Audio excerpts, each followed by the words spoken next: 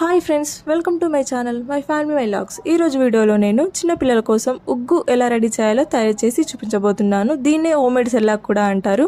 మీ ఇంట్లో మీ పిల్లలకు కూడా ట్రై చేయండి. వాళ్ళు వెయిట్ చాలా మంచిగా గెయిన్ అవుతారు. Brain development and bone development కూడా చాలా మంచిగా ఉంటుంది. ముందుగా మనం చిన్నపిల్లల ఉగ్గు కోసం 2.5 నుంచి 3 గ్లాసుల బియ్యాన్ని ఒక గిన్నెలో పోసుకోవాలండి. అది మన ఇష్టం అండి, ఎన్నంటని పోసుకోవచ్చు. దాన్ని బట్టి మనం పప్పులు పోసుకోవాలి. నేనైతే ఒక 3 గ్లాసులు పోసుకున్నాను. వీటిని మనం మంచిగా వాష్ చేసుకోవాలి. వీటిని మంచిగా వాష్ చేసుకొని పక్కకు పెట్టేసుకోవాలండి. ఇప్పుడు మరొక బౌల్లో మనం ముందుగా తీసుకున్న గ్లాస్ తోటి పప్పులను కూడా వేసుకోవాలండి. మనం ముందుగా ఇందులో పెసరపప్పు వేసుకున్నాను, కొంచెము సగం గ్లాస్ కన్నా తక్కువ. ఆ తర్వాత ఇందులో మనం మినప్పప్పు వేసుకోవాలి. చూడండి, ఇది కూడా కొంచెం పెసరపప్పు కన్నా మినపప్పు కొంచెం తక్కువ ఉండాలి. ఆ తర్వాత ఇందులో కొంచెం శనగపప్పు, కొంచెం ఎక్కువ వేసుకున్నా పర్లేదండి, కాకపోతే పిల్లలకు మోషన్స్ పెడతాయి కదా, తక్కువ వేసుకుంటే మంచిది. ఆ తర్వాత ఇందులో కొంచెం శనగపప్పు అంటే ఎర్రపప్పు అండి. ఇది కూడా మనం క్వాంటిటీ బట్టి వేసుకోవచ్చు. ఎక్కువ వేసుకునే ఏం కాదు, తక్కువ వేసుకునే ఏం కాదు. ఇప్పుడు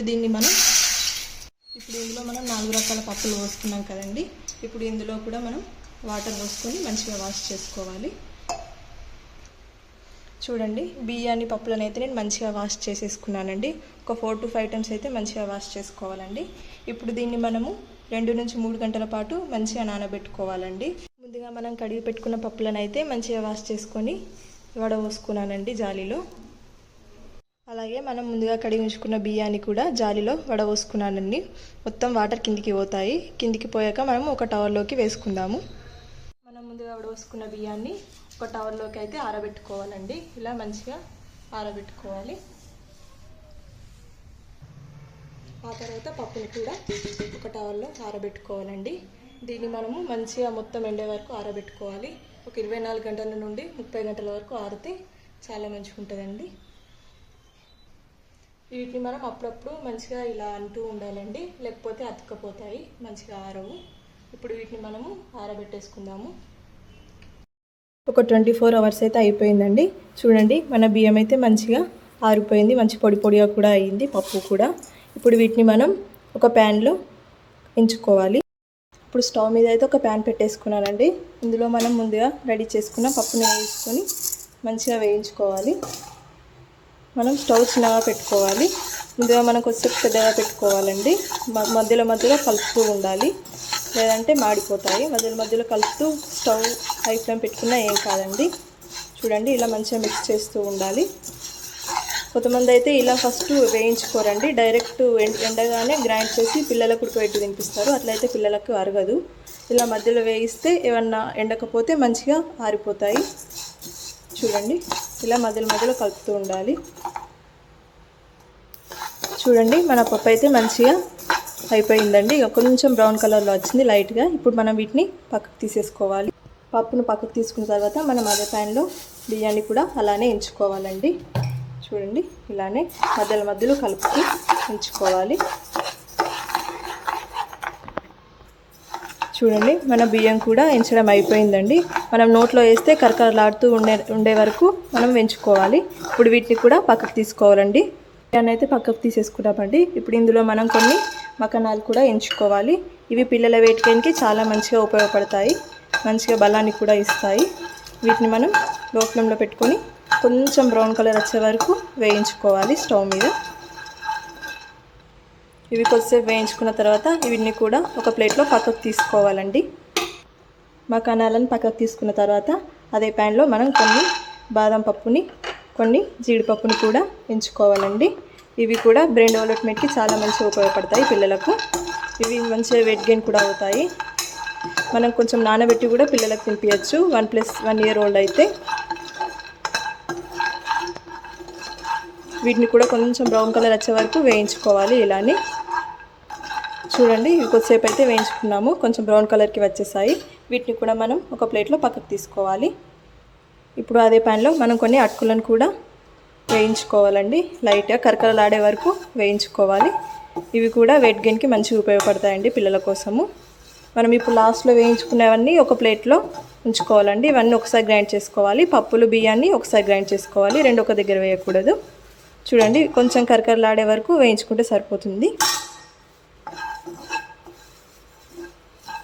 చూడండి ఇవైతే అయిపోయాయి. వీటిని కూడా పక్కకు తీసేసుకోవాలి. మనం బాదాంని, మకానాలు అవన్నిటిని అటుకులని వేరే వేరే బౌల్లో వేసుకోవాలి. పప్పులని, బియ్యాన్ని కూడా వేరే బౌల్లో వేసుకొని కొంచెం చల్లారాక ఇవన్నిటిని మనం గ్రైండ్ చేసుకోవాలండి. ఇవైతే అన్నీ చల్లగా అయిపోయాయండి. ఇప్పుడు వీటిని మనం గ్రైండ్ చేసేసుకుందాము అండి. ఇప్పుడైతే నేను బియ్యం, పప్పులను, మకానా, బాదం, జీడిపప్పులను అయితే మంచిగా గ్రైండ్ చేసేసుకున్నాను. దీన్ని అయితే మరీ సన్నగా గ్రైండ్ చేసేసుకోవాలి, ఎందుకంటే పిల్లలకి అరగదు కదా. ఇది సన్నగానే గ్రైండ్ చేసేసుకోవాలి. ఈ బియ్యం, పప్పులు అయితే మనం వేరు వేరు గ్రైండ్ చేసుకోవడం మంచిది, ఎందుకంటే పప్పు అంత తొందరగా గ్రైండ్ కాదు, బియ్యం ఏమో తొందరగా గ్రైండ్ అవ్వడం వల్ల ఇది బాగా పొడి పొడిగా అవుతుంది, ఇది కొంచెం గరుకుగా ఉంటుంది. అందుకే వేరు వేరు గ్రైండ్ చేసేసుకొని మనం ఒక దగ్గర మిక్స్ చేసుకుంటే మంచిది. ఇప్పుడు దీన్ని మనం రవ్వలాగా, సన్న రవ్వలాగా అయితే మంచిగా గ్రైండ్ చేసేసుకున్నాను. ఇప్పుడు మనం వీటిని మంచిగా మిక్స్ చేసి ఒక డబ్బాలో అయితే నిల్వ ఉంచుకోవాలి. ఆ తర్వాత మనం డైలీ మార్నింగ్ ఆర్ ఈవినింగ్ పిల్లలకి మంచిగా ఉడికించి తినిపించాలి. ఇప్పుడు స్టవ్ మీద ఒక బౌల్ పెట్టుకోవాలండి. అందులో వాటర్ పోసి ఉంచుకోవాలి. కింది భాగం బాగా మందంగా ఉండేలా చూసుకోవాలి, లేదంటే అడుగంటుతుంది. ఆ తర్వాత మనం గిన్నెలో వాటర్ పోసుకోవాలి. ఇప్పుడు ఇందులో మనం ముందుగా గ్రైండ్ చేసుకున్న పౌడర్ని వేసుకొని మంచిగా మిక్స్ చేసుకోవాలండి. ఇందులోనే మిక్స్ చేసుకుంటే మంచిగా ఉంటుందండి. వేడి వాటర్లో పోస్తే గడ్డలు కట్టేస్తుంది. ఇప్పుడు ఇందులో మనం ముందుగా గ్రైండ్ చేసుకున్న జీడిపప్పు, బాదం పప్పుల పౌడర్ కూడా వేసుకోవాలండి. ఎక్కువ వేసుకోకూడదు. ముందుగా మనం స్టార్ట్ చేసే వాళ్ళం అయితే పిల్లల కోసము కొంచెం చిటికెడు వేసి అలవాటు చేయాలి. ఆ తర్వాత కొంచెం కొంచెం ఎక్కువ చేస్తూ ఉండాలి. ఇప్పుడు మనం స్టవ్ మీద వాటర్ పెట్టుకున్నాం కదండి, అవి మంచిగా మరుగుతున్నాయి. ఇందులో మనం ముందుగా కలిపి ఉంచుకున్న వాటర్ పౌడర్ని ఇందులో వేసుకొని మంచిగా మిక్స్ చేసుకోవాలి. గడ్డలు కట్టకుండా మంచిగా మిక్స్ చేసుకోవాలండి. ఇప్పుడు ఇందులో మనం సరిపడా కొంచెం సాల్ట్ వేసుకోవాలి. ఇప్పుడు దీన్ని మనం మంచిగా మిక్స్ చేసుకోవాలి. ఇది ఉడికే వరకు మనం అప్పుడప్పుడు కలుపుతూ ఉండాలండి, లేకపోతే కిందికి అడుగంటుతుంది. మొత్తం వాటర్ అంతా పోయే వరకు ఉడికించుకోవాలి. చూడండి మన ఉగ్గు అయితే మొత్తం దగ్గరికి వచ్చేసింది, వాటర్ కూడా మొత్తం పోయింది. ఇలా మనం మంచిగా ఉడికించుకొని స్టవ్ ఆఫ్ చేసుకోవాలి. ఆ తర్వాత చల్లారాక ఓ బౌల్లోకి సర్వ్ చేసుకొని పిల్లలకి తినిపించడానికి రెడీగా ఉంచాలి. 6 to 24 months పిల్లలకి హెల్తీగా హోమ్మేడ్ సెర్లాక్ ఎలా రెడీ చేయాలో తెలుసుకున్నారు కదా. మీ ఇంట్లో కూడా మీ పిల్లల కోసం ట్రై చేయండి. నచ్చితే కామెంట్ చేయండి, లైక్ చేయండి, షేర్ చేయండి, సబ్స్క్రైబ్ చేయండి. Thank you for watching.